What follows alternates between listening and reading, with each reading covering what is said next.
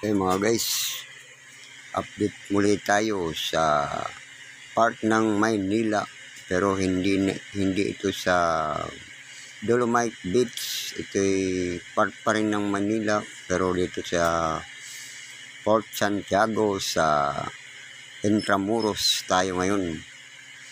Dito tayo sa Intramuros at ating papasyalan dito sa Intramuros kung ano ang mga nangyayari dito, kung ano ang mga kaganapan nung araw na kasalukuyan na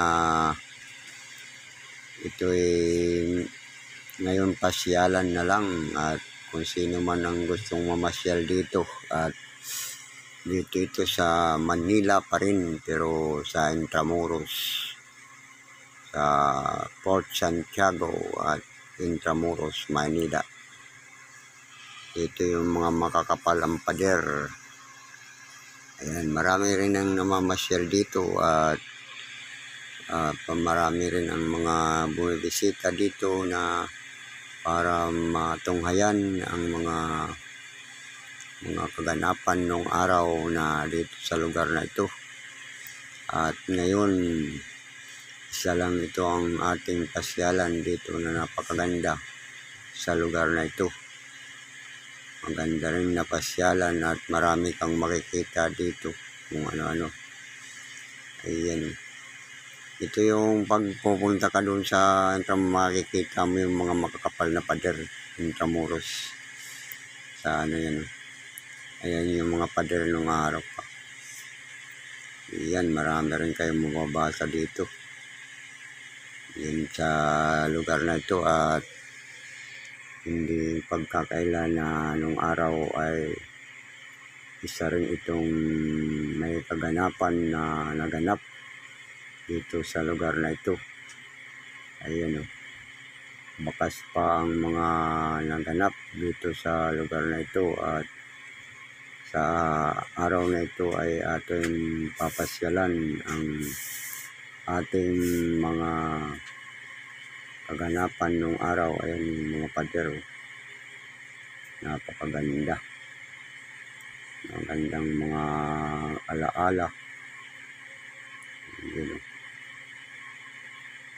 Dito sa lugar na ito ang pinagkulungan kay Gat Jose Rizal. Ayan, Dr. Jose Rizal. Ayan, dito siya kinulong, at ating makikita na dito sa loob ikinulong nung siya'y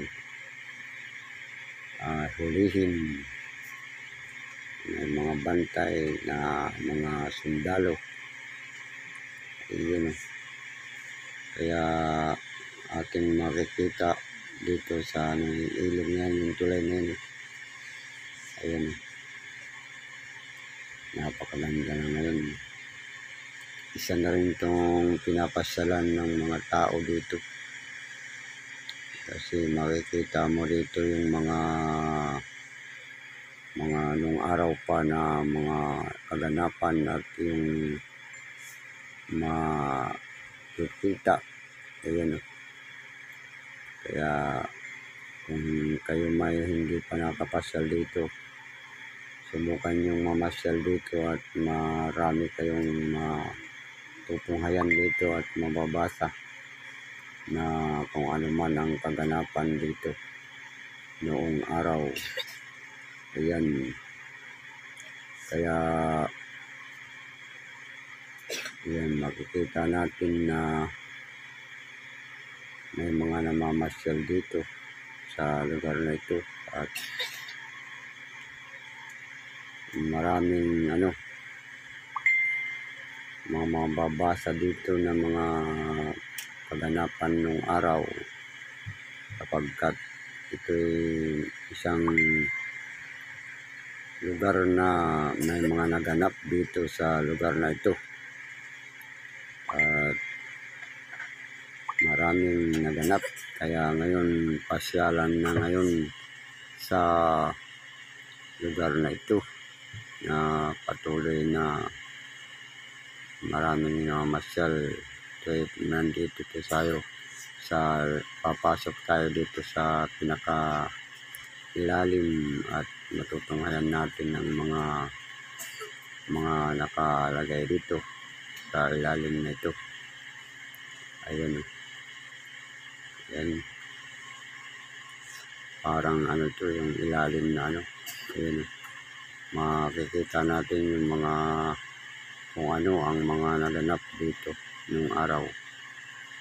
Kaya ayan, maraming mga makikita kayo kung ano ang mga nangyari.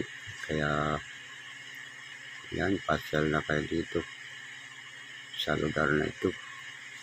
Ito ay sa Intramuros, Maynila.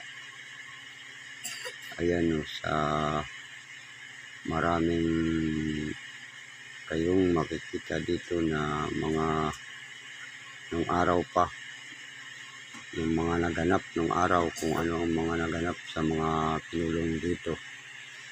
Kaya ayun, may mga estatwa na kung ano yung pangyayari ng araw na pagkakulong ng mga tao dito. Dito ay kinukulong yung mga nahuhuli. Kaya makasaysayan ang lugar na ito na pinapasyalan ng mga tao. Yan. Yan. Mamamangha kayo pagka pumasok kayo dito. Yan. Maraming babasahin at maraming matutunghayan. Kaya pasyal na kayo dito sa lugar na ito sa Manila, Intramuros, sa Port Santiago. Ayun,